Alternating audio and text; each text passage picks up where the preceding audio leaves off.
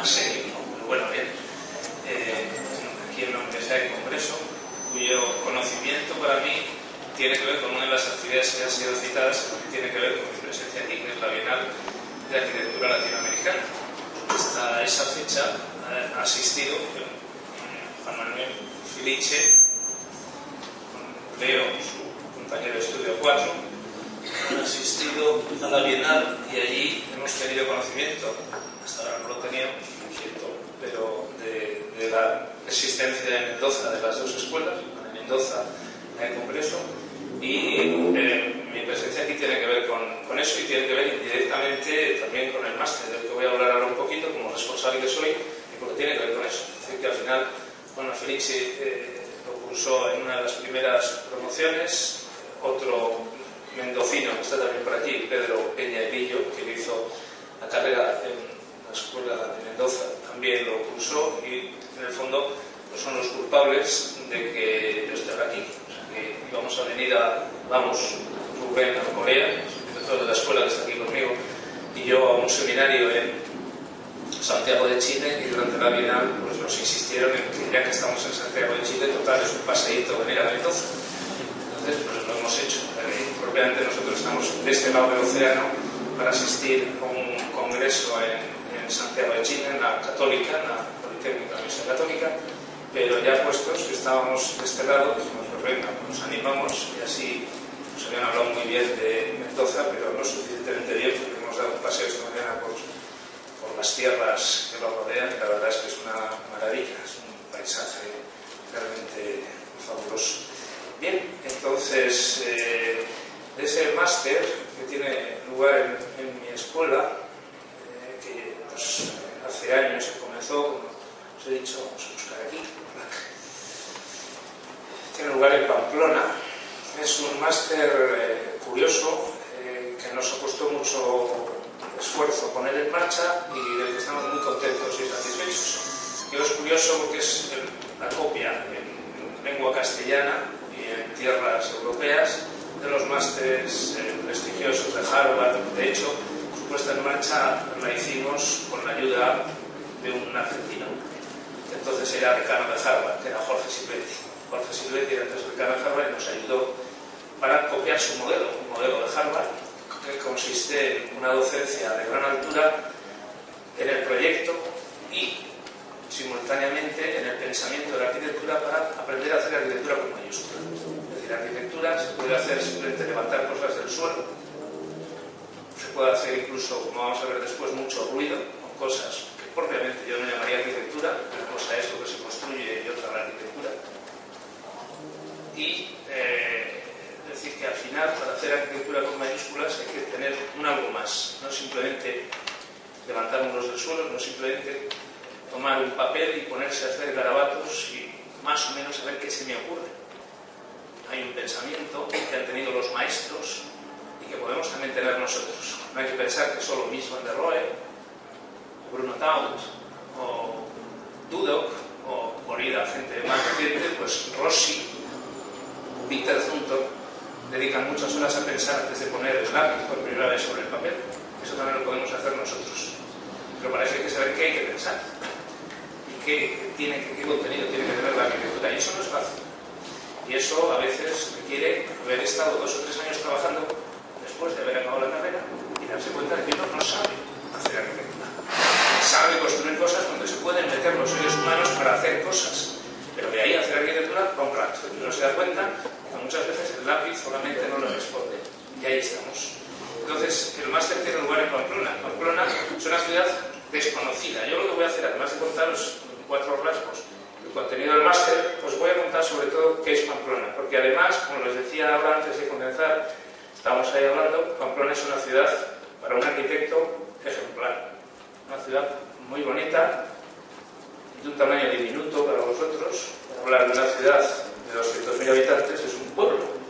Es una ciudad completa, muy bien estructurada, en una comunidad autónoma, que así se llaman allí, lo que son aquí las provincias, que es Navarra, que toda Navarra, con una extensión grande dentro de España, unos 50.000 kilómetros cuadrados que son, una extensión grande dentro de lo que son las provincias españolas, solo tiene 600.000 habitantes.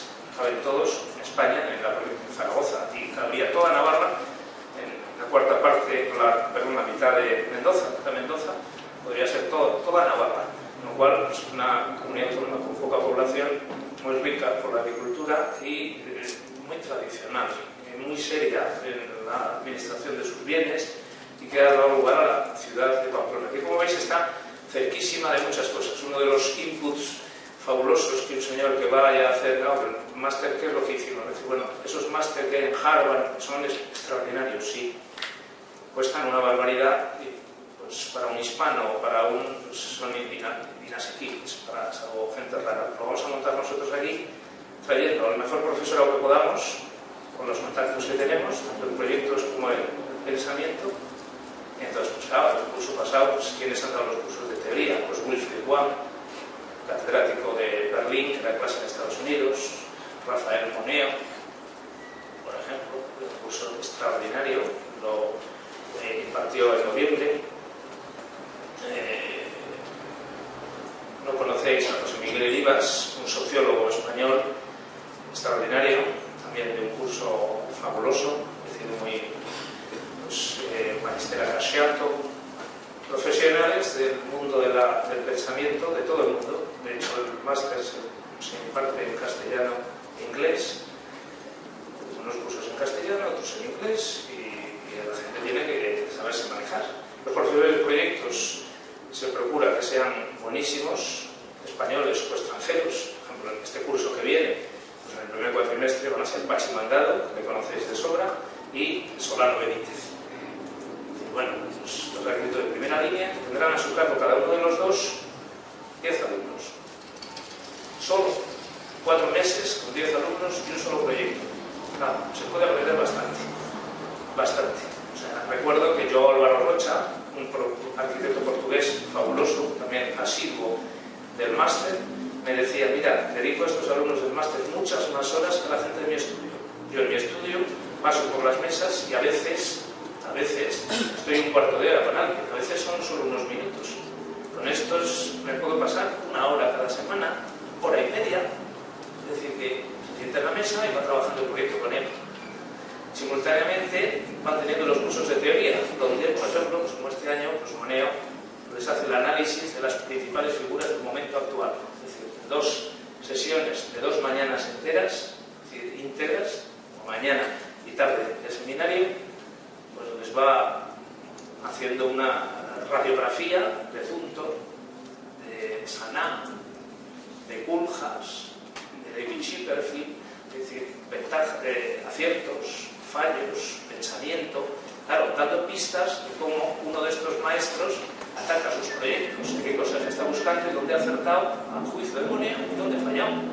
Pero claro, yo os puedo decir, porque no me perdí ninguna de las sesiones más, le pedí permiso para que pedí que las diera en el aula magna de la escuela y que pudiera asistir toda la escuela. Y ahí estábamos, o sea, no solo los alumnos del máster, con los que luego sí que ya se encerraba solas para trabajar en seminario. Entonces, bueno, pues en unas clases es que no podías perder.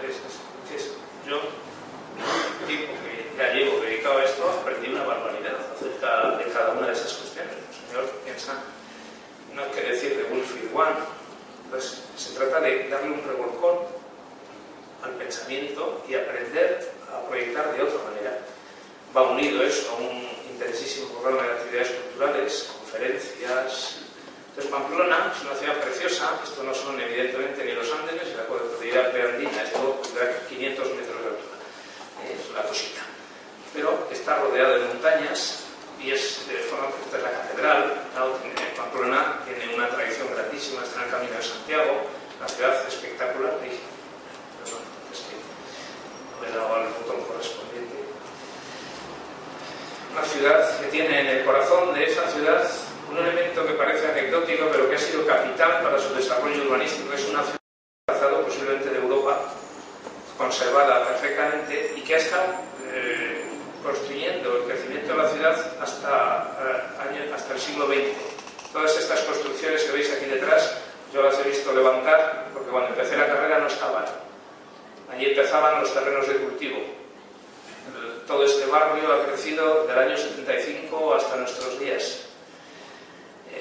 Entonces, es una ciudad que no había crecido, que ha crecido alrededor de... Y entonces, ¿qué ha ocurrido con esta ciudadela? Pues con esta ciudadela ha ocurrido, estas son imágenes preciosas, claro, esta es la ciudad, ahí veis en el centro la ciudadela. ¿Y qué es la ciudadela? ¿Qué ha pasado a ser? Una gigantesca rotonda en el centro de la ciudad que impide que las grandes arterias se encuentren entre sí. Conclusión, en Pamplona, por ejemplo, cosa sorprendente que no sucede en ninguna ciudad de España, yo creo, no hay atascos. Nunca hay atascos. El tráfico es fluidísimo. Es una ciudad pequeñísima, es una meseta. Todo esto que veis aquí es el río que va bordeando la meseta y por el otro lado se cae. Entonces, es una ciudad donde, en definitiva, el crecimiento ha sido muy ordenado, es maravilloso. Bien, este es el casco, seguiríamos, aquí tenéis el casco antiguo, con la carga y la de Cúmano, la muralla, con las caídas, una muralla espectacular, la plaza del Castillo y la plaza de Toros. Bueno, si queréis, os señalo, mirad, por aquí, donde va la flechita, vienen corriendo todos tiquití, por aquí, los toros cuando salen los Sanfermines. Por aquí es la carrera de Sanfermines hasta la plaza de Toros, la famosa carrera de Sanfermines. Tenéis la vista, esta es la ciudadela, y allá al fondo, detrás de aquellos edificios, está la Universidad de Navarra. Casco viejo, apretadísimo, muy bonito, una ciudad con una tradición espectacular. Detrás, ¿veis? Ahí está la ciudadela, allí detrás, y aquí la Universidad de Navarra. Esto que veis aquí a la izquierda es la Escuela de Arquitectura, esta que está aquí, donde se cursa el máster, donde Juan Marcevich ha pasado casi 2 años, mientras su mujer hacía la tesis por aquí, en este edificio, me parece que era, de arriba, ahí está lo que llamábamos allí la Acrópolis, porque está en lo alto de un montecito, son todos los edificios de ciencias, y aquí estamos los de letras, la biblioteca, la Facultad de Comunicaciones. En Navarra hay una arquitectura moderna, este es el primer arquitecto Fernando Perón, pero actual, desde la gran, ¿ves? Esta es la plaza de Moneo, la Escuela de Arquitectura, con su entrada, la entrada de los Leones, qué maravilla, aquí se trabaja de miedo, una luz, una luminosidad, los comedores universitarios, la clínica universitaria, una arquitectura de gran modernidad, de gran fuerza. Esto es de Nacho Vicens, la Facultad de Comunicaciones. Tenéis giro, típico, bueno, no se explicaría el proyecto, pero el interior lo quiso hacer absolutamente gris, es uniformemente gris con una luminosidad grande, porque decía, y así se cumple, que el colorido lo tenían que poner los estudiantes y las estudiantas. Es decir, todos los que circulan por ahí, uno que va de rojo, de azul, de tal, entonces que el edificio tiene que ser tremendamente neutro para que la vida del edificio la dieran los que lo viven. La biblioteca, desde la cual se ve ahora, y lo veremos después, creo, porque me parece que he incluido unas imágenes, el nuevo edificio que está construyendo Rafael Moneo para la universidad, allí detrás. Aquí está construyendo un museo para la universidad, y aquí delante, ahora esta foto es un poco más antigua, hay otro edificio que es este, que es el nuevo edificio. Es un edificio gracioso, que os contaría la historia, porque como veis aquí hay un edificio previo al que abraza, y era uno de los encargos que recibió el arquitecto, era tapar el anterior edificio, que era de un tono arquitectónico un poco más pobre y desdecía del tono general de la universidad o el resto de edificios. Entonces, pues tenía que abrazarlo, el abrazo del oso, y ocultarlo. Y aquí está el nuevo edificio, que veíais antes en maqueta, es un edificio muy bonito. Bien, la ciudad tiene, pues no sé si está, yo creo que están los edificios de Moneo, porque yo hice el otro día, antes de venirme, unas fotografías del estado de las obras, pues están en obras actualmente. Estas son imágenes de la arquitectura de la propia ciudad, que también completarán lo que luego intentaré transmitiros, porque estos son todos obras de arquitectos salidos de la escuela. Ese crecimiento que os digo de Pamplona, la ciudad de Pamplona, pues antes os he mostrado de modo muy rápido unas obras, he dicho, el primer arquitecto, alrededor en los años 70, Pamplona no tenía arquitectura con mayúscula y casi ni con minúscula hasta muy avanzado el siglo XX, y ahora tiene una catarata de arquitectura, consecuencia de la Escuela de Arquitectura. Y eso no es una cosa mía, es lo que estamos elaborando, antes ha salido en esa relación de cosas que ha leído Juanma, una guía de arquitectura de Navarra. Nos está costando mucho esfuerzo y trabajo, pero la queremos hacer bien. En general intentamos hacer todas las cosas. La introducción la ha escrito ya Rafael Moneo. De hecho estoy un poco apurado porque pues, la ha escrito y no acabamos de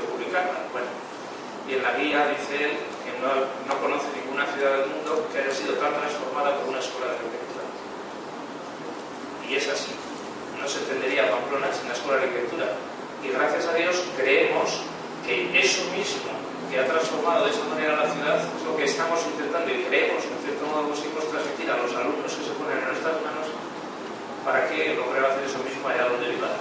Y algo estamos consiguiendo. Bueno, este es la fabulosa obra, este es un edificio existente histórico de la ciudad, donde se ha instalado el nuevo Parlamento de Navarra. Fijaros qué maravilla. Es decir, que esto es de Juan Miguel Ochotorena, que es el mismo autor de ese edificio que os he dicho, del nuevo edificio de Mastres, que es gracioso. Vean, pues, a lo mejor lo siento alguna vez. Está construido con él, digamos, la idea es, se explica muy bien, es la idea de la freidora. Habéis visto, a ver si pasamos a la imagen anterior. Esto es, me detengo en este momento, pero es que veis la sección. Entonces había que conservar el edificio, pues con inteligencia, conservaron la crujía exterior del edificio, aquí lo tenéis a la derecha y a la izquierda, vaciaron todo el resto, y entonces de lo que mantenían, colgaron toda la estructura interior, es la freidora. Se apoya aquí, se apoya allá y cuelga. Entonces lo único que hay que hacer es reforzar mucho los dos extremos con una viga de gran peso para que evite que la freidora caiga hacia adentro. Y a continuación tienes esta maravilla. Es decir, debajo está la sala de sesiones, con un techo de vidrio. Entonces toda la estructura va bajando por estos laterales, lo vais viendo, está suspendida en la crujía exterior donde están los despachos. Entonces tienes los despachos, sales a un pasillo acristalado con una luminosidad increíble, has conservado el edificio y sin embargo has hecho un edificio absolutamente novedoso. Es muy bueno. No hace falta decir que es amigo mío.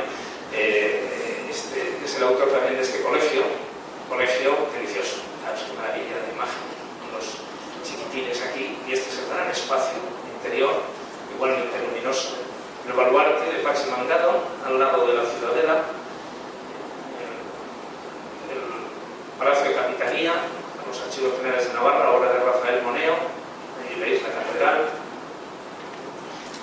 el Museo Teiza, de Sainz de Oiza, con unos interiores, así me gusta más, blanco y negro, unos interiores que no se sabe qué es mejor, si las esculturas de Teiza que aloja o el edificio que aloja las esculturas de Teiza. Uno y otro se han convertido en simbióticos y cada uno de los dos sale reforzado en un homenaje también a Ricorbo, al abdominal, con subidas y bajadas.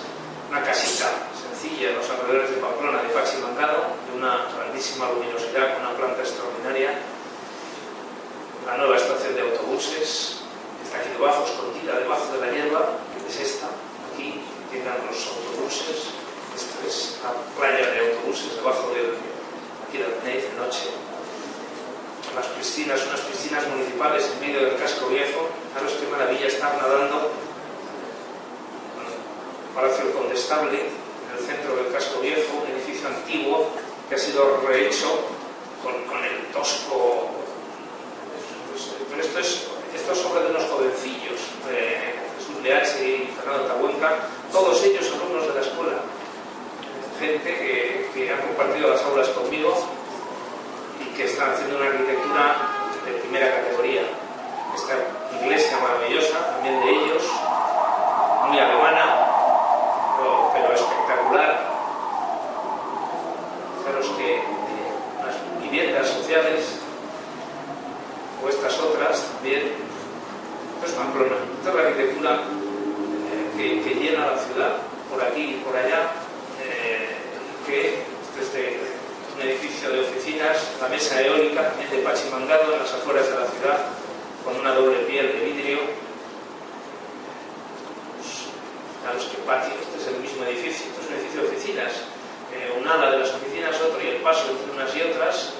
Aquí yo creo que se trabaja a gusto. Esta es esa doble piel que os decía, de uno de los edificios, y este es un edificio que lo he incluido aquí porque es de Rubén Arbolea, que me acompaña, es un director de la escuela, como os he dicho.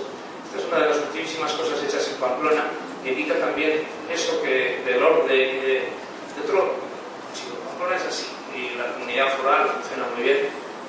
Este edificio es un edificio construido por el ayuntamiento para alojar a los homeless, es decir, gente que anda por la calle y que no tiene dónde vivir, pues se lo llevan aquí.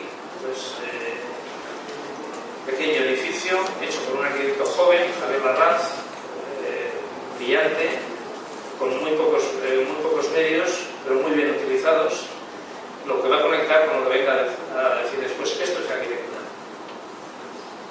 O sea, desde luego esto no lo haría Zaza Hamid, gracias a Dios. No lo haría Santiago Calatrava. No lo harían muchos de los individuos que andan sueltos por el mundo con la licencia para matar. Pero a lo mejor tendrían que volver a la escuela de arquitectura para volver a escuchar lo que deberían haber aprendido. Este es de estos.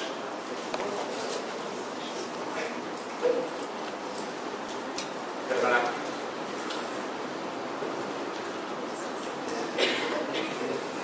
Este es el último edificio de estos, de dos arquitectos jóvenes, Carlos Pereira y Óscar Pérez, muy jóvenes.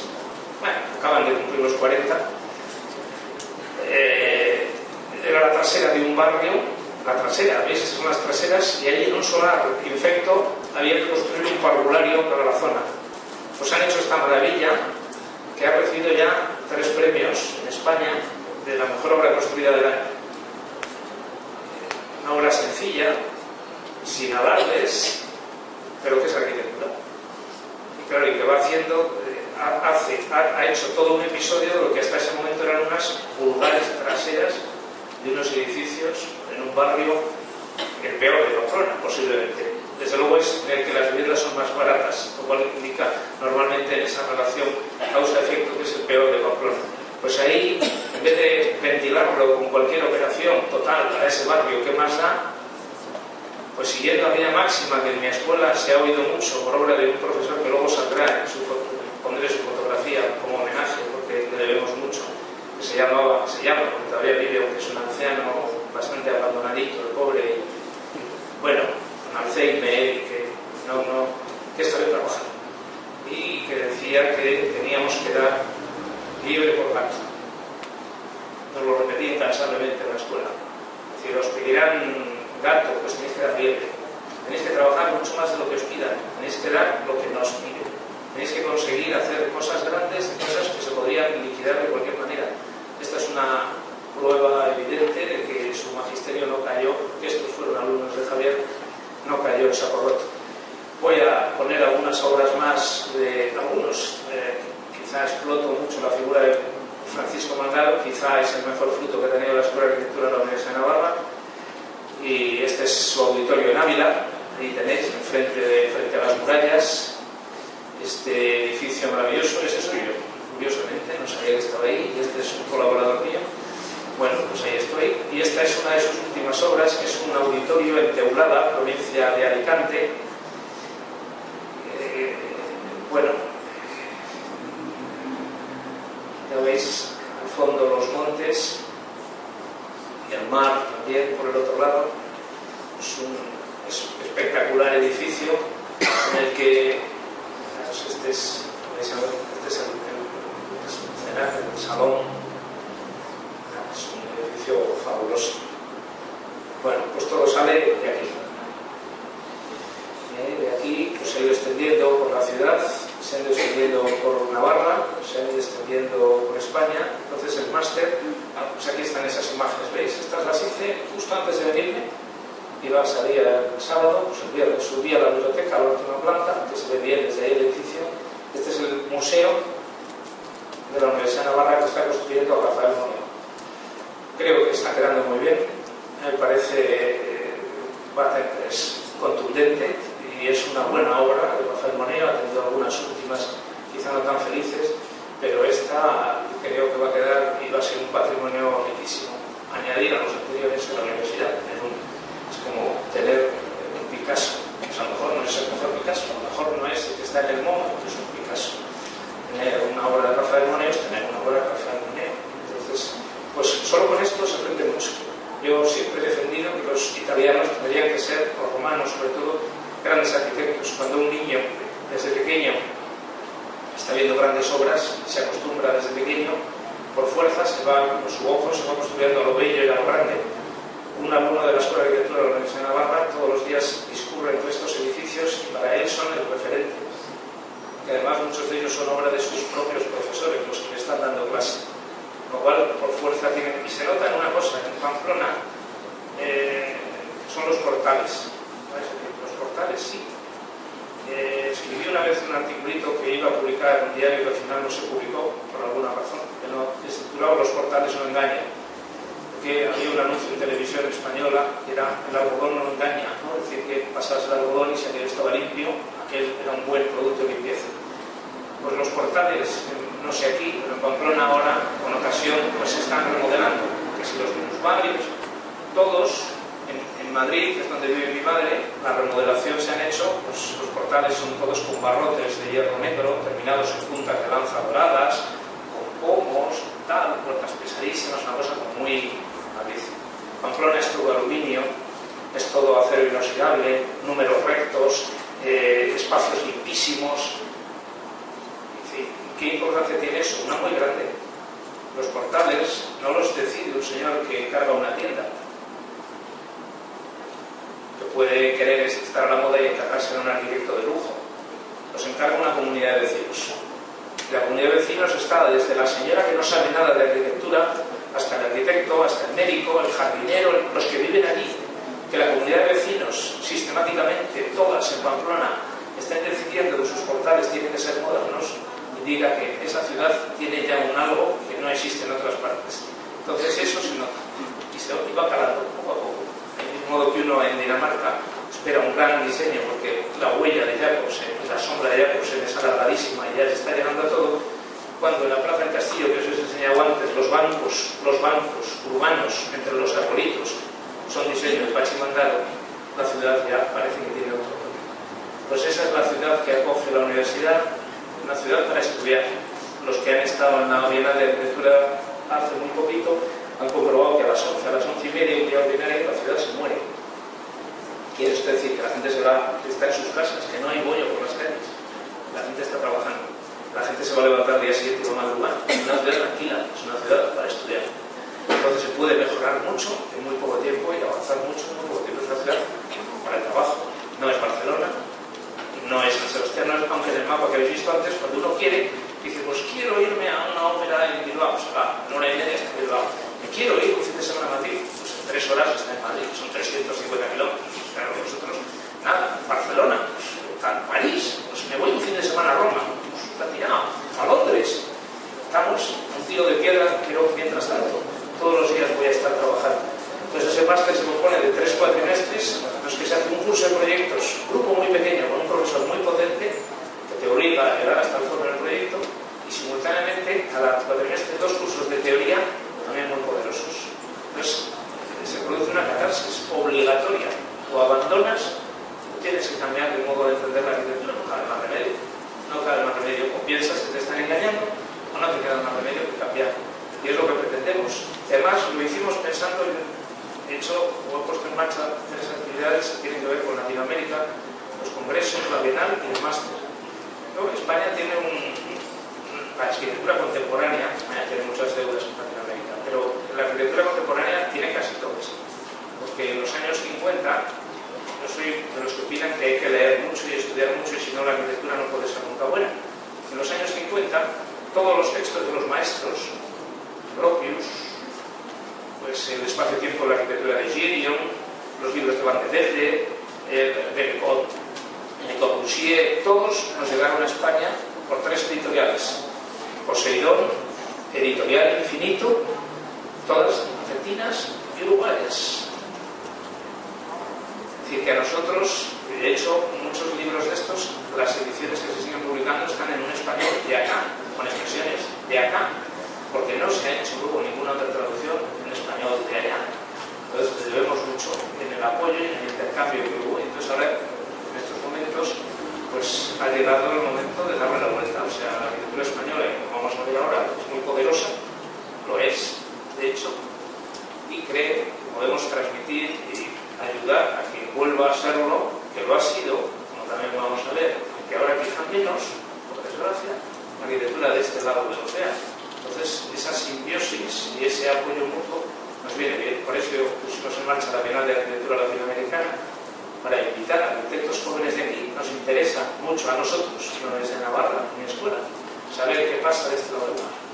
Entonces, cada 2 años necesitamos a los que creemos 12, 14 equipos de gente joven que ha salido en esos años mejor, que vayan allí y nos cuenten lo que están haciendo. Ese es su premio. Y el premio nuestro es saber lo que están haciendo y enterarnos de qué está pasando en Argentina, en Uruguay, en Chile, en Perú, México, Colombia, saber qué está pasando de este lado y entablar una mínima relación de amistad y de conocimiento con los que están de este lado. Bueno, pues esto es, y este es el túnel de los Leones que da acceso a la Escuela de Arquitectura. Este es el dorso, esta es una imagen espléndida, como otras más. Bueno, aquí está Antonio López. Mira, este es el tipe norteamericano que hizo el máster. Imágenes de la escuela, del dinamismo de nuestro edificio. Mira, este yo otra vez, curioso. Aquí está Manolo Blasco y los muchachos y muchachas construyen. Y aquí está la Bienal de Arquitectura Latinoamericana, no la de este año, sino la anterior. Bueno, muchos, por aquí estarán Diego Arraigada, este es argentino, pero por aquí estará Nico Campodónico, tendría que estar por aquí, pero aquí está, y a la izquierda de Rosario, del Rosarino, y Diego Arraigada, mira, esta es la Bienal de Arquitectura Latinoamericana, con los paneles. Y esto es lo que pasó con el vestíbulo en la última conferencia de Monet. Aquí a mi espalda, a la espalda de estos, está el aula magna, que estaba, pues ya se ve, a rebosar, porque la gente había rebosado. Entonces aquí había una gran pantalla y este era el vestíbulo en esa conferencia de Monet, y esto era el interior. ¿No? Como veis, había gente sentada, de pie, hasta, bueno, y la que rebosaba por ahí fuera. Y volvemos y terminamos con esto. Bueno, pues vamos y cuando entraba aquí he preguntado, me han enseñado este edificio que evidentemente yo no conocía y se lo he dicho, pasa aquí. Faltará a lo mejor alguna imagen, hemos intentado abrir la preparación que había hecho y no se habría, he tenido que tomar esta que era un poquito anterior, pero no pasa nada, hay de sobra y es más, tendré que ir deprisa para no aburriros. Pero este edificio casi sería la síntesis de lo que a mí me gustaría deciros. Este edificio en el que estáis es fabuloso. Construido en los años 50, con el título de el siglo de oro de la arquitectura española. Es pretencioso, pero no lo es tanto. La arquitectura española hasta el siglo XX tuvo algún arquitecto bueno alguna vez.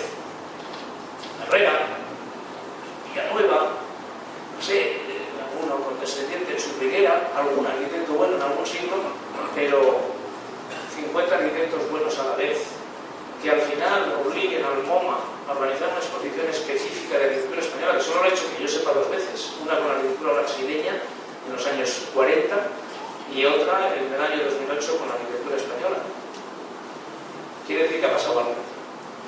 Y ese algo tiene que ver con el magisterio que se ha dado en las escuelas de arquitectura española y con aquella arquitectura de los 50 que, por una serie de circunstancias, entre otras ese magisterio, hemos sabido mantener. Pero que, como vamos a ver, también habéis tenido aquí, la tenéis, este edificio es muestra de ello.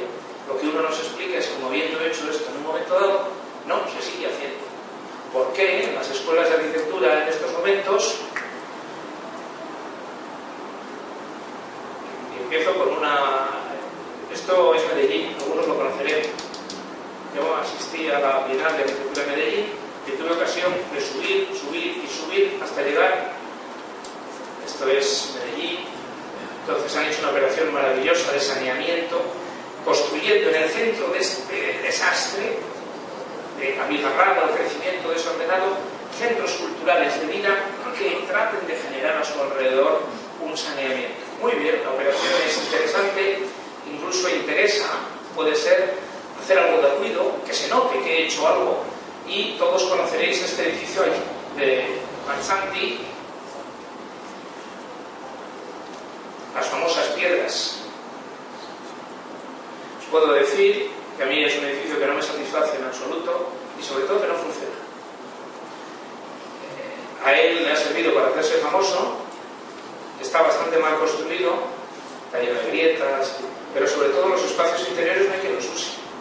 Sin embargo, ahí, en el propio Medellín, estas son, esto es gracioso, indica, bueno, es que a veces los arquitectos podemos tener una capacidad increíble, esto es la obra de un arquitecto.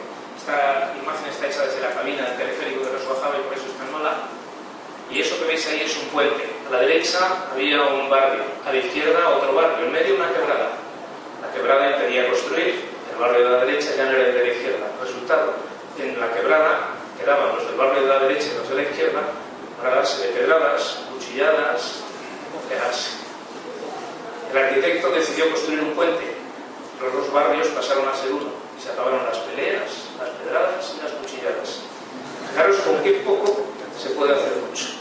Bueno, por eso he dejado esa imagen, que no tenía nada que ver con el discurso, pero ahí está Pachimandano, que estamos viendo cómo allí, en Medellín mismo, tenían esta arquitectura de ladrillo normalita, que pasa inadvertida, que no recibe premios, pero fabulosa.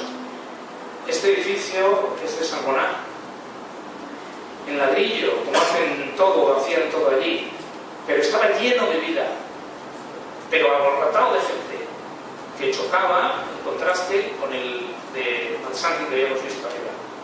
¿Por qué no se sigue haciendo de las clases que estaban enseñando a bailar tango? A ver, dice.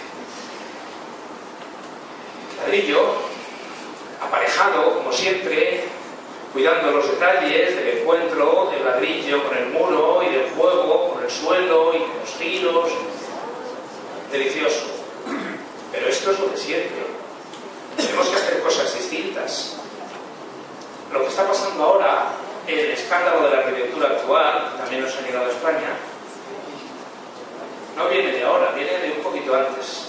Este señor, que se llama Kevin Roche, que le conoceréis, que hizo esta maravillosa Fundación Rockefeller en el año 62, en el año 82, tocado por el virus del posmodernismo, hizo este edificio, por llamarle generosamente algo, para JP Morgan, también en Nueva York. En el 82, con el posmodernismo, se decidió que ya valía todo, que a partir de este momento ya no había reglas, que se podía hacer de todo. Bueno,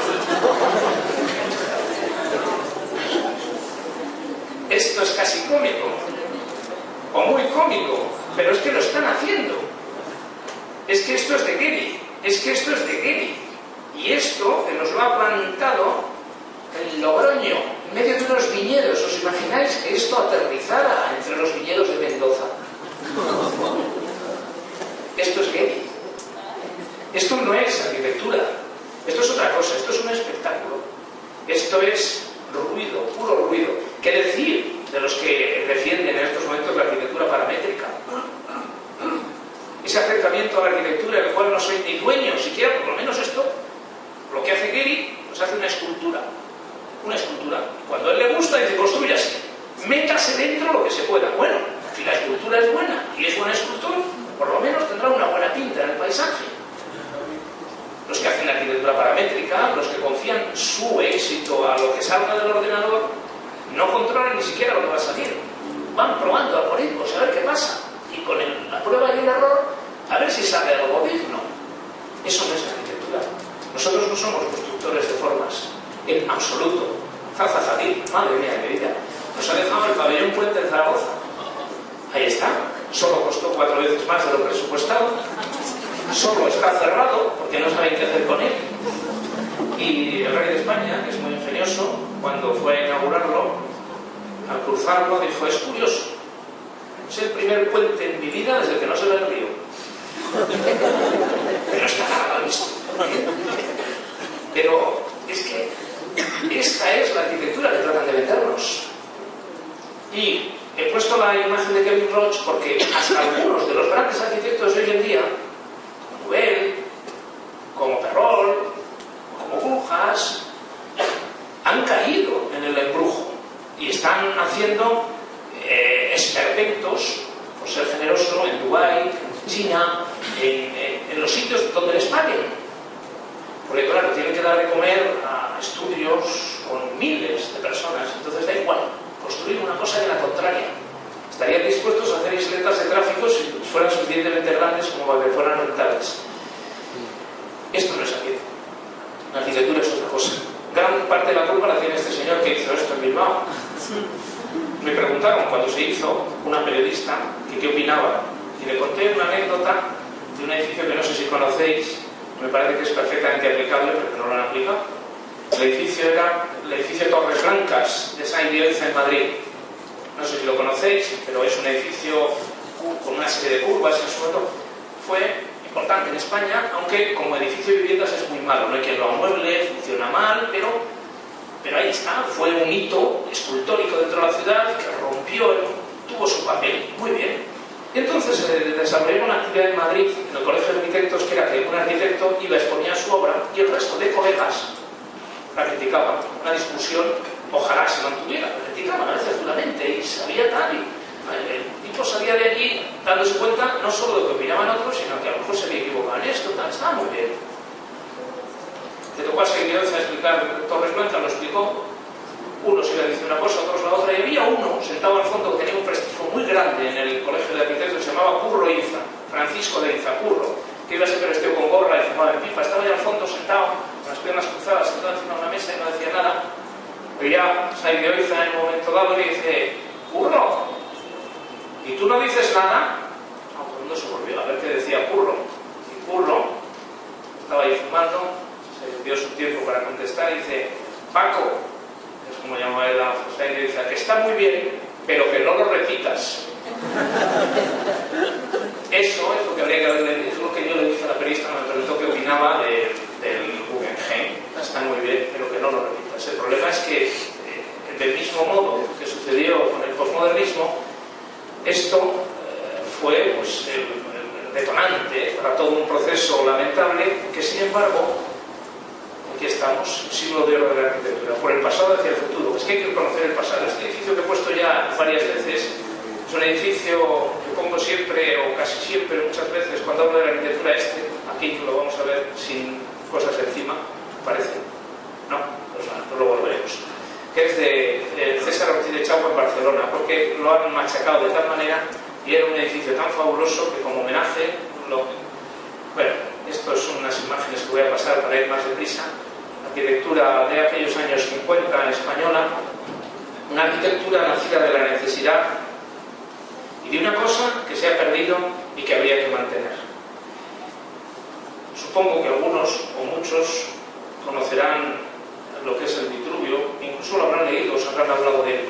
Un libro escrito por Marcos Vitruvio Polión, arquitecto del emperador romano, los libros, sus 5 libros de arquitectura, donde recoge en un momento dado, al inicio del libro, el primer libro, las 4 notas que deben caracterizar a una obra de arquitectura para ser realmente bella y buena. Digo 4, porque normalmente se utilizan solo 3, se habla solo de 3. Utilitas, vetustas y firmitas. Y una obra tiene que ser útil, tiene que estar bien construida, firmitas, y además tiene que ser bella. Pero él pone una 4, que sorprendentemente casi nadie suele citar, porque es incómoda, que es la economía. Economía no entendida en el sentido de que una obra cueste poco, no, puede ser carísima y ser económica. Economía, él la explica en el sentido de la proporción entre los medios y los fines. El Guggenheim es económico, ha transformado la ciudad de Bilbao y estaba hecho con esa intención. Todo el resto de porquerías que os he mostrado y otras muchas más que podríamos haber traído aquí y que están ahora llenando las costas de Dubái y de Shanghái, no son económicas. No hay ninguna proporción entre los medios utilizados. El conjunto de edificios construidos por Calatrava en la ciudad de la ciencia de Valencia, aparte de ser casi delictuosos, cuando han costado 100, pero del orden de 1.000 millones de euros, que hay que ponerlos uno detrás de otro para poderlos contar, eso ya no puede ser buena arquitectura, porque aunque fuera útil, que no lo es inútil, aunque fuera firme, que no lo es, porque se está cayendo, y aunque fuera bella, que tampoco lo es, desde luego lo que no es económico. Esta arquitectura de los 50, la arquitectura de este edificio, era una arquitectura muy bien construida, y de hecho este edificio, si me dicen que está hecho hace 20 años, me lo creo, y quiero 50, como esta mañana, pues viendo el edificio de la Facultad de la Universidad de Mendoza, de Teresky, otro que tal vez, en los mismos años, y que efectivamente ahí está, aguantando el tipo con señorío, porque eran edificios construidos, bien construidos, con miras a la utilidad, con miras a la economía, y eso se traduce en una palabra que es muy bonita para un arquitecto, que tiene que ver con lo que antes os decía de la liebre, el gato y la liebre, el servicio. El servicio. Si un arquitecto no sirve, no es arquitecto. No es arquitecto. A mis alumnos, antes, ahora ya solo me ocupo de posgrado, daba clase en primero de arquitectura, de una asignatura dura, que metía este estilo. Y el primer día de clase, cuando llegaban los 120 alumnos del nuevo año, les decía: de los que estáis aquí, no creo que salgáis cuando salgáis por el otro extremo de la escuela en esa organización lineal, se entra por un lado y se sale por el otro, es un taller que se va avanzando. No creo que salgáis más de 10 o 12 arquitectos. El resto os llevaréis la licencia para matar. Porque el arquitecto se hace él, no el título. El arquitecto es el señor que tiene ambición por servir, ambición por aprender siempre más y nunca sabe suficiente, por estudiar, por progresar, toda una serie de cosas que tiene que poner. Un arquitecto se hace, es autodidacta, como lo fueron, sorprendente, repasar la historia y es fabulosa. Es una nota. Mies van der Rohe, Gropius, Bruno Taut, Dudok, Mendelssohn, se me olvidan más, muchísimos más, todos autodidactas. Pérez, pintor, de arquitecto, señores que se hicieron a sí mismos a base de estudiar. Decía Mies al final de su vida: el secreto, mi secreto, muy sencillo. He trabajado con unos buenos pocos arquitectos y he leído unos pocos buenos libros. Eso es todo. Se hizo a sí mismo. Se hizo aprendiendo. Pues esta arquitectura es una arquitectura de servicio, una arquitectura de mínimos. Claro, el pabellón de Barcelona tuvo a su lado este pabelloncito. Esto es uno de los bajitos de la arquitectura española en los años 30, pero hasta aquí llegó. O sea, la arquitectura española, todo lo que dio de sí antes de la guerra civil, pues esta es toda la modernidad a la que fue capaz de llegar. Estas pequeñas cositas. Esto era la modernidad española. Lo más moderno que se hizo en el año 31 fue este edificio Capitol, que incluía unos cines, urbanísticamente, en el año 31. Después de la guerra civil surge una arquitectura despampanante. Explicaros ahora las razones y por qué llevaría tiempo y no se trata de eso. Pero surge una arquitectura desconcertante que asombró al mundo. Gio Ponti, gran crítico italiano, ligado a Casabella, dijo en aquellos años que el siglo XX, lo vio venir y fue profeta, era el siglo de la arquitectura española. Y él vio que, además es lo bonito, muchas de estas imágenes son de un libro que elaboramos y publicamos nosotros en mi escuela, que se llamaba Los Brillantes 50, y que fue hecho del siguiente modo. Tomamos los arquitectos españoles y bueno, hay una serie de ellos que son famosísimos. De la Sota, Sailloiza, Fisac. Vamos a eliminarlos. O sea, todos los que son realmente famosos, fuera, porque ya son suficientemente conocidos. Y vamos a tomar el resto y vamos a ver qué hicieron y qué sale. Y salió un conjunto soberbio de arquitectos mucho más próximos a nosotros, porque genios los hay en todas partes. Que haya 4 o 5 genios no quiere decir que todo sea bueno. Que haya 50 que no son tan genios, pero que hacen una arquitectura fabulosa, amigo mío. Y la ventaja fue que todos estos señores en aquellos años dieron clases en las escuelas, porque solo había 2 en España, y formaron a los que venían detrás de ellos y ellos a los de detrás, y ha habido magisterio. Es decir, yo puedo considerarme bisnieto del señor que hizo este edificio, Julio Canolaso, que a su vez, con el que empezó a trabajar un individuo que conoceréis mucho, que era un jovencito que tenía como alumno, que primero lo llevó a dar de ayudante a su escuela, a su cátedra, después se lo llevó al estudio, y que se llama Alberto Campo Baeza. Alberto Campo Baeza empezó a trabajar en este edificio con Julio Canolazo. Entonces, son arquitectos, estaba haciéndolo con Julio Canolaso, Alberto Campo Baeza, que terminó haciendo la Universidad Laboral de Almería el solito. Esto es de Campo Baeza, que tiene evidentemente un parentesco, parece, con lo anterior que acabamos de ver de Julio Canolaso. Y se empezó en aquella España rural a urbanizar los pueblos con una arquitectura de una geometría salvaje para ser rural, hacer urbanismo auténtico en medio del campo. Esto es de nueva planta, son poblados de colonizaciones, en medio de la nada, de repente, de nueva planta en los años 50, construir pueblitos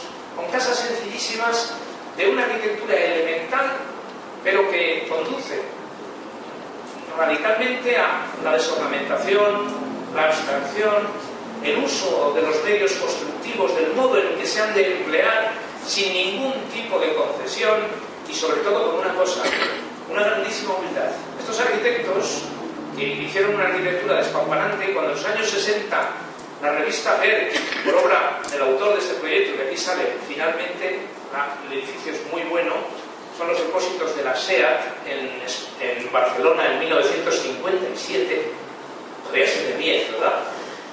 Perfectamente. Pues este señor acabó de ganar un premio, había ido a Estados Unidos, había conocido la arquitectura de Mies, volvió a España y con todo su desenfado pues, se marcó este edificio. La fotografía también es muy buena, que es de Catalarroca, con lo cual el conjunto. Pero como os decía antes, esto lo habéis tenido acá. Porque esto y esto, todo esto es de México. ¿Y por qué en México, después de haber estado haciendo esta arquitectura asombrosa, se hacen las cosas que se hacen hoy en día? ¿Y por qué aquí, que también, porque esto es de Rosario? Esto es de Rosario, desde la última vez que he estado allí, edificios sorprendentes. ¿Y por qué no se sigue haciendo esto? Porque no se ha sabido quizá transmitir, o porque han aparecido demasiadas revistas y ahora demasiados blogs en los que se publica cualquier cosa con tal de llenarlo y, a ser posible, si hago más ruido que el de al lado, a lo mejor atraiga más gente. Esto es de Javier Carvajal, su primer proyecto, Triunfo Descomunal, del que no es extraño que Alberto Campo Baeza, que fue a quien dirigió la tesis Javier Carvajal, termine haciendo esto en Granada, o Pep Llinás, o Pachi Mandado. Esto es un estadio de fútbol, como el que os he enseñado antes, que tienen que ver con aquellos maestros. Este es el pabellón de Bruselas del año 58, de Corrales y Morezún. Una arquitectura esencial, basada en el ingenio, en el uso de los mínimos medios con la máxima eficacia.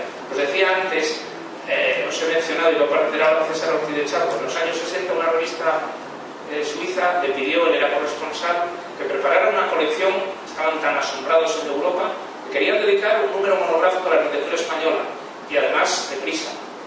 César Ortiz de Charco intentó recopilar material, y lo primero que observó es que ninguno de los arquitectos tenía ni planos publicables ni fotografías.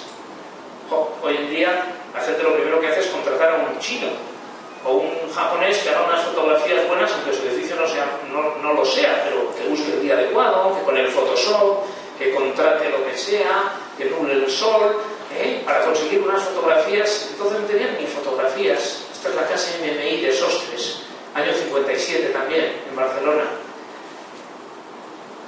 Todo este conjunto de señores humildes, discretos, muchos de ellos que ni en España saben quiénes son, señalo con este, y este quién es, nadie sabe ni quiénes son los que cambiaron la arquitectura española. Este es el Estadio Santiago Bernabéu, obra del año 44, que con el Nou Camp del 57, pues unas arquitecturas en las que, por ser de una modernidad salvaje, esos espacios, esos vacíos, esa presencia en la estructura, todos estos son edificios de esos mismos años.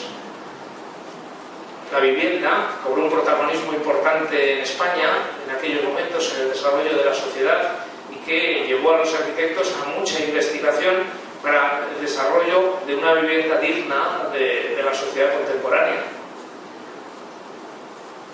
Famosísimas de Caño Roto, premiadas en la Bienal de Sao Paulo del año 54. Las universidades laborales, aquel hormigonazo salvaje. Eran los arquitectos que les importaban muy poco si les publicaban o no, que les importaban muy poco, pero muy poco, que su ambición era hacer la mejor arquitectura posible con los medios que tenían. Ese mensaje de Javier Carvajal de dar Morezún, es un edificio precioso en las vías, bueno, es una arquitectura, ves, algunas de estas imágenes las había eliminado, pero en ese es que no funcionaba. Entonces, de los poblados de colonización, casi surrealistas. Esto está en medio del campo extremeño, o sea, en lo más rural del mundo rural español. Una arquitectura, bueno, como de otro planeta para aquellas tierras. Claro que van cambiando lo que os decía de los portales, el gusto de la gente. Una arquitectura, esto es el centro Astra. Después se ha hecho muy famoso la Défense de París. Cuando se hizo la Défense de París, la idea de cambiar el centro de la ciudad, inventar un nuevo centro urbano, ya se había hecho en Madrid, en el centro Astra, que es donde terminaron pues, todos estos rascacielos, y por allí detrás, algunos ya no existen, como el Windsor, que ardió, el de San Guioza, que se ve ahí detrás, famosísimo del BBVA. Ahora aquí a mi espalda están los 4 estos últimos que han hecho el Colegio de Arquitectos de Barcelona, una joyería. Esto es esa arquitectura desenfadada y tremenda, la editorial Gustavo Gili, de todos esos arquitectos. Y pasamos a la SEAT, está desordenada. Este de la derecha es el César Ortiz de Echagüe, autor de Los comedores de la SEAT, que le valió el premio Reynolds, que fue uno de los primeros triunfos de la arquitectura española en el extranjero, y que le sirvió a él para que la SEAT le encargara todos sus edificios, en los que sentó las bases. Y ahora os voy a mostrar otra cosita de este arquitecto salvajemente bonita para mí, que es, creó también el nuevo tipo de banco. Este es para que veáis, fijaros se ve aquí, se perfila el perfil de la vivienda que estaba encima. Veis aquí, un perfil medio barroco. Esta era la sede del Banco Popular en la Gran Vía. Fijaros qué interior, Jacobsen puro. Y daros cuenta lo que han hecho con ellos ahora pasado el tiempo los dueños del banco, dando muestras de una grandísima cultura. Así está hoy. O sea, esto es lo que han hecho. Claro, cuando hemos oído hablar de que en la modernidad lo primero que hicieron fue luchar contra la decoración añadida y absurda, entendemos perfectamente de qué estaban hablando. A ver si pasa. Coello de Portugal, otro gran amigo mío, autor de esta maravillosa iglesia, su primera obra también. Fijaros qué fabulosa pieza. Vais a ver el interior, voy a pasar deprisa. Aquí tenéis la arquitectura alemana absoluta, de una rotundidad, de una fuerza, de una contundencia absolutamente. Bien, esto lo hemos visto antes desde Navarra. Veis de Fernando Redón, una serie de edificios, y Javier Carvajal, al que tanto le debemos en mi escuela, autor del pabellón español de la Expo del 64, gran premio de la exposición, y que sobre todo es el que ha formado a personajes como Nacho Vicens, el que esta es una de sus últimas obras. Esta es su última obra, homenaje casi, en la Universidad de Navarra, la biblioteca. Esto es de Nacho Vicens, como os he dicho, discípulo de Carvajal. Estas obras maravillosas que me vuelven a hacer pensar por qué. Bien, vamos a terminar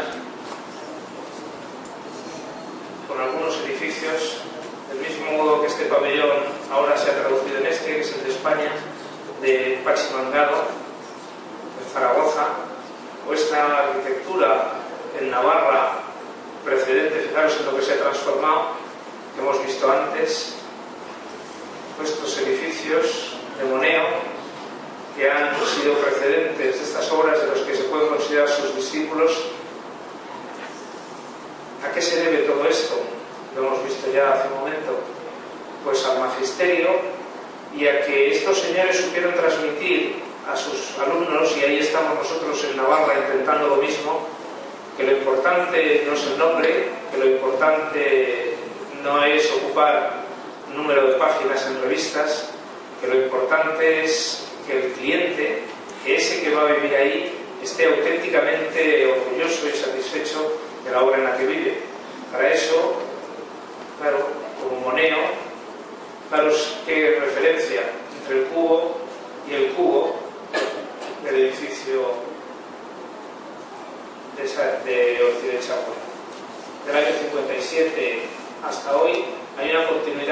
arquitectónica basada en la construcción, en los elementos constructivos, en una arquitectura no de la forma, sino de la construcción, no del aparentar, sino del ser. En definitiva, una arquitectura que sea realmente arquitectura, que siga respondiendo a la utilitas, a la filitas y a la venustas, sin perder de vista nunca la economía. No se puede hacer una arquitectura a partir de la forma. Lo que os están diciendo, y que dice, por desgracia, la revista Arquitectura Viva, que supongo que compraréis muchos, lo que aparecen en tantas páginas web es mentira. Esto es arquitectura. Y no os tiene que dar miedo repetir una y otra vez lo mismo. Decía Mies van der Rohe que no se inventa una arquitectura nueva cada lunes. Por supuesto que no, ni cada martes, ni cada miércoles. No importa repetir una y otra vez lo mismo. Es decir, no somos, lo decía hoy viniendo hacia acá, les contaba una y otra anécdota de un profesor de mi escuela, no somos abejas, evidentemente. Las abejas repiten una y otra vez lo mismo exactamente igual. Nosotros tenemos que depurarlo y que cambiarlo, sentimos esa necesidad y a veces tenemos que arriesgar. Pero tampoco podemos, en definitiva, vivir de la novedad y pretender que cada obra sea algo distinto. Es decir, luchar es una de las grandes críticas que le hacía en este curso que os decía Rafael Moneo acerca de la arquitectura de Herzog y de Meudon. Tuvieron una época brillantísima, pero que se habían convertido en unos puros experimentadores de materiales, y que su arquitectura en estos momentos terminaba en los 30 centímetros que ocupa la fachada, que el resto ya no les importaba, que habían dejado de ser los arquitectos que fueron y se habían convertido en unos puros experimentadores buscando en cada cosa sorprender con un invento nuevo utilizado de un modo nuevo, pero que habían dejado de ser los que fueron. Eso no lo podéis ser vosotros, y para eso no hay que tener miedo de volver a repetir una y otra vez aquellas cosas que funcionan. Una americana tiene siempre dos mangas y, curiosamente, no sé por qué los sastres se empeñan en que siempre las mangas tengan el tamaño del brazo del que las usa. Podría ir cambiando. Y no podemos hacer como aquel viejo sastre de Huelva que, haciéndole un smoking a un señor, la primera vez se lo hizo corto, la segunda larga, y cuando se quejó el cliente dijo: ¿y qué culpa tengo yo de que usted no tenga cuerpo para un smoking? Es decir, nosotros no podemos hacer la arquitectura que nos da la gana y ya se meterá dentro el usuario, y si no, que no se meta, allá él, es su problema. Pero nosotros podemos quedar satisfechos de la forma. O sea, hablaba antes de esas obras de Calatrava, que tanto me avergüenzan, que es español, y sobre todo porque es tan famoso, que es lo que a mí todo el mundo me dice: ¿por qué? Pues, si conocierais los intricios contara tantas anécdotas, eso no es arquitectura. Como no lo es, lo de, con todo el respeto y cariño, pero hay cosas que son evidentes y no lo puedo considerar un insulto, la arquitectura de la borda, como no lo es. Señores, la arquitectura es algo muy serio. Antes os he empezado poniéndose unas imágenes de Medellín. Podemos transformar la sociedad. La tenemos que transformar. Pero la tenemos que transformar, entre otras cosas, introduciendo belleza. En un mundo, en muchas dimensiones, coincidiréis conmigo, absolutamente cutre, donde se ensalza hasta lo feo, donde lo feo prácticamente parece que ya es una nueva belleza. Nosotros somos el último bastión que queda, porque una escultura se puede o no comprar, se puede o no poner. Un cuadro igual. La arquitectura es inevitable. Si nosotros somos capaces de sembrar las calles de las ciudades de buena arquitectura, transformamos la sociedad, porque transformamos el gusto de la gente. Y como, con esto termino, decía Van der Velde, gran maestro de la arquitectura mundial, allá por los años 12 o 14, la fealdad no solo corrompe la vista, sino el corazón y la mente. De tal manera que si conseguimos una arquitectura que por lo menos no sea fea, que sea neutra, que no sea escandalosa, estaremos contribuyendo en gran medida a la mejora de la sociedad. Pues tenéis aquí un modelo maravilloso en este edificio en el que estáis. No solo asistáis aquí a clase, no solo aprendáis lo que aquí dentro os enseñan, sino que cada día que vayáis, vengáis, pararos y verlo. Y os daría el consejo que daba Alejandro Lasota a sus alumnos: compraros una libreta y la empezáis por los dos lados. De un lado vais apuntando las cosas que os gustan. ¿Y por qué? Cuando vengo de casa hay un edificio que me gusta mucho, por su color, ya está, lo habéis cumplido. Y por el otro, las cosas que nos gustan. Y cada cierto tiempo, cogedla, tomadla y repasad las páginas de lo que os gusta y repasad las páginas de lo que no os gusta. Y estaréis aprendiendo mucha arquitectura. Y estaréis aprendiendo además por vosotros mismos, que sois los que habréis apuntado lo que os gusta y lo que habéis apuntado lo que no os gusta. Pues hacedlo, porque tenéis una misión muy importante en la sociedad. Y si renunciáis a ella, seréis de esos que os he dicho, que terminan la carrera, pero no son arquitectos ni lo serán ya jamás, porque han estado allí simplemente esperando que les den la licencia para matar. Pues no, tenéis que ser arquitectos.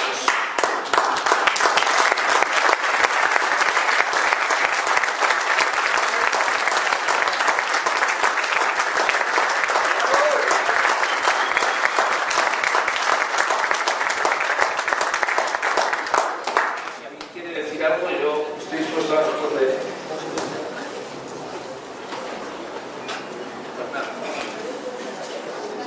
Si os veo alguna vez por Pamplona, es una ciudad que merece ser vista, es un ejemplo de crecimiento y de orden. Os lo pueden atestiguar y podéis preguntar a Juanma y a Pedro, que han disfrutado de ella durante 2 años. No, Juanma más, incluso. Allí nació su primer hijo, Navarro. Bueno, Alex. Yo he acabado. Yo quería hacer un comentario. Muy bien.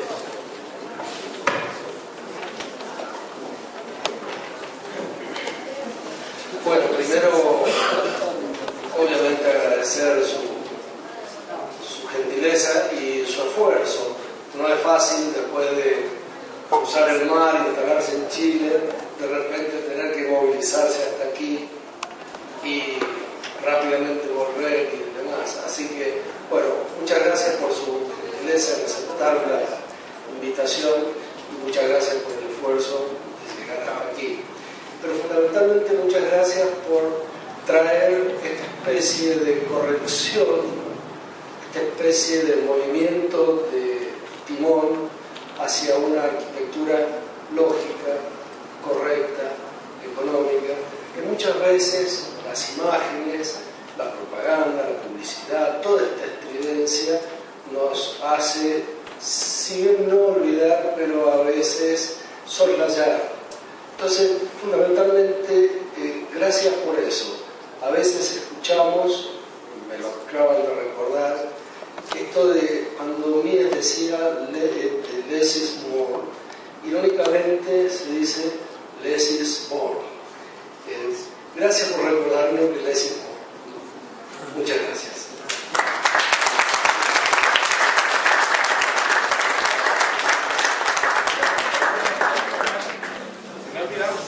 Una cosa que digo, que una receta, claro, uno me puede decir, bien, ¿y esto cómo se consigue?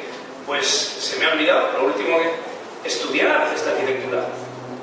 Tenéis que saberos de memoria Jacobsen, tenéis que saberos de memoria Mies van der Rohe. Un día, visitando el estudio de Joao Álvaro Rocha en Oporto, que tiene una arquitectura que asusta de la perfección, pero claro, es una perfección, he visto salir los proyectos en su estudio, a escala 1:1.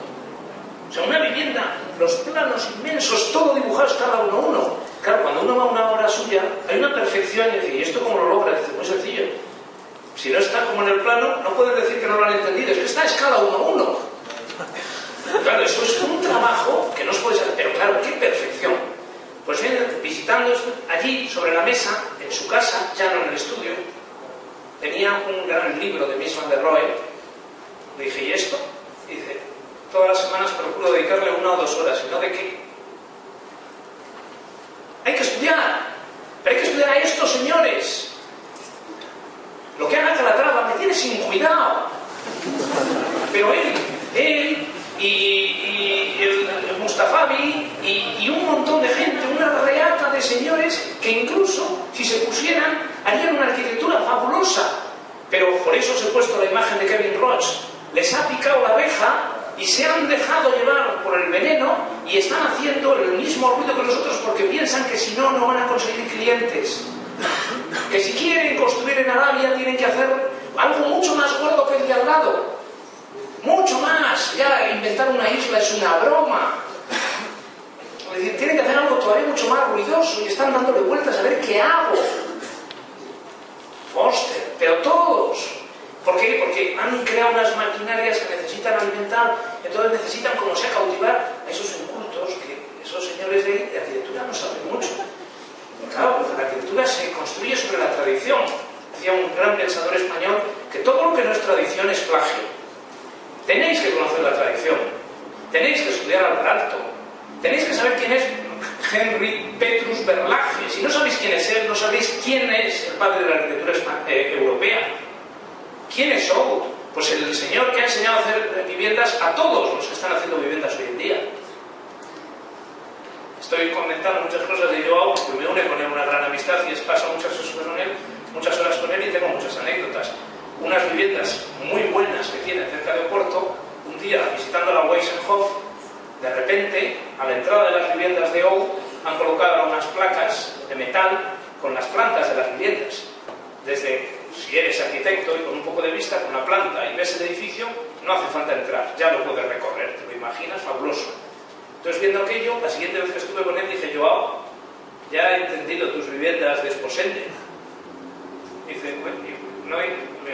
esto de Oud. Dice, ¿y para qué crees que están los libros? Claro, no lo negó en absoluto, claro. Y no le avergüenza decir que ha utilizado el modelo de Oud del año 27 para hacer sus viviendas del año 2000. Pues muy bien, con los materiales nuevos, adaptar tal, y la cocina es distinta, pero señores, que esos modelos son perfectamente válidos, que los hombres somos todos iguales, y si se nos ve a 100 metros es difícil distinguirnos. Todos tenemos cabeza, dos piernas, dos brazos. Dice, no, esto es muy aburrido. Ya hay hombres de 3 brazos, señores con 2 cabezas. ¿Qué es esto? Pues eso es lo que nos están vendiendo. Los libros, estudiad. Y si aquí, por lo que fuera, todavía la biblioteca no será suficientemente rica, protestad y pedid que compren libros. Pero tenéis que leer, porque todo eso está en los libros. Todo esto lo podéis aprender. Tenéis que pasaros horas. Yo lo he hecho y así aprendí. Redibujándoos vosotros la planta de no sé quién, recorriéndola, entro por aquí, salgo por allá, mira cómo hace esto, mira qué listo, cómo ha colocado esto, mira cómo ha... Así se aprende a hacer una vivienda. Materia fundamental para la arquitectura, que no se puede hacer una vivienda que se dedique a otra cosa. Es la dedicación fundamental del arquitecto, construir viviendas, construir alojamientos dignos y económicos. Es lo fundamental de una vivienda. El resto, muy chico. Va después. Lo primero que tuvo que hacer el hombre es cobijarse. Los teatros vienen mucho después. El hombre de las cavernas no iba al teatro. Es decir que eso viene pero muy, y no digo ya las olimpiadas o tal, ¿no? Es decir, señores, los libros. Tenéis que leer. No sé, esto está en los libros. Si no, yo os puedo decir nada, y digo, bueno, muy bien, maravilloso. Y esto pues, está publicado. Buscadlo. Pero no sé, y la arquitectura de Behrens y la de Wagner, la arquitectura de todos los grandes hombres del siglo XX, 1920 de Taut, estudiarla, repasarla. Esa es la gran dicha de Rafael Moneo. Tiene una gran memoria y una infinita cultura. Y ha visto todo eso y saca continuamente de aquí y de allá y parece que ha hecho una cosa nueva. Y no, pero él sabe, claro. Es decir, claro, es que yo me lo he encontrado casualmente una vez en un aeropuerto entre 2 vuelos. ¿Qué hacía allí? Otros pues se dedican a ir a las tiendas de relojes o a no sé qué, a ver si compran algo o tal. Pues él estaba leyendo. ¿Estaba leyendo qué? Pues un libro que había salido hacía poco, de no sé si era de Palasma o de... A la última, a sus 74 años, a la última, leyendo lo último que ha salido, para estar enterado de lo que pasa. Pues señores, ahí está el asunto, y eso son horas, y a lo mejor hay que poner en su horario. Yo me voy a dedicar, como yo hago la Rocha, no tengo más tiempo, 2 horas a la semana a estudiar. Y a repasar, y a ver libros. Señores, es que no hay otro, si no,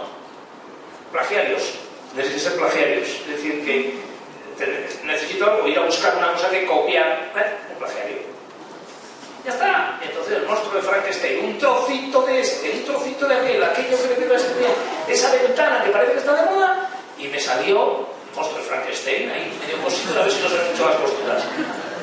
Pues venga, a los libros.